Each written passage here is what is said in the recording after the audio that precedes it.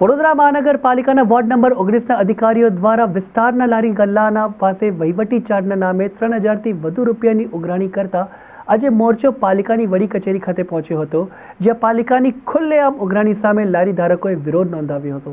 વડોદરા શહેરના કેટલાક વિસ્તારોમાં રોડ રસ્તાના કિનારે ઊભા રહીને લારી ગલ્લા ચલાવતા નાના વેપારીઓને વહીવટી શુલ્ક તેમજ ગંદકી શુલ્કના નામે દર મહિને 700થી 1000 રૂપિયા સુધીની પાવતી પાલિકા દ્વારા આપવામાં આવે છે।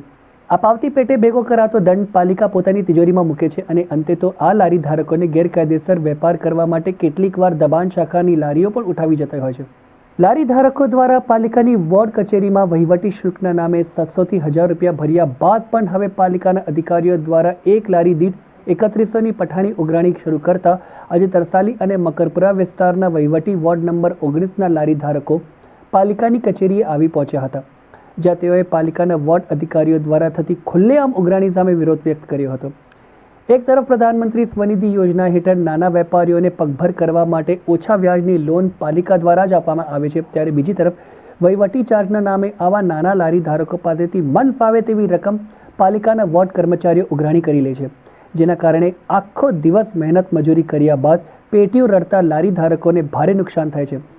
આજે મોટી સંખ્યામાં તરસાલી તેમજ મકરપુરાના લારી ધારકો ખંડેરાવ માર્કેટ પાલિકાની વડી કચેરી ખાતે આવી પહોંચ્યા હતા, જ્યાં તેઓએ ખુલ્લેઆમ થતી ઉઘરાણી સામે વિરોધ વ્યક્ત કર્યો હતો। પાવતી ભરાવના કે તમારી લારી લઈ જઈશું, તમારી લારી લઈ તમે પૈસા ભરો ખરા કોર્પોરેશન? હા, અમે દર મહિને 700 રૂપિયા ભરીએ છીએ ને ભરવા તૈયાર બી છે। પાવતી છે, દર મહિને 1 તારીખે જઈને પાવતી ફળાઈ લેવું, એટલે એ લોકો આવી જાય તો ફળાઈ દેતા હોય છે દર મહિને। આ મહિને મારી જોડે 1000ની પાવતી લઈ ગયા છે। મેં તો 1000ની પાવતી ફળ્યો છે, વર્ષથી કીધું ના કે 1000 લાવો કે 1000 લાવો કે।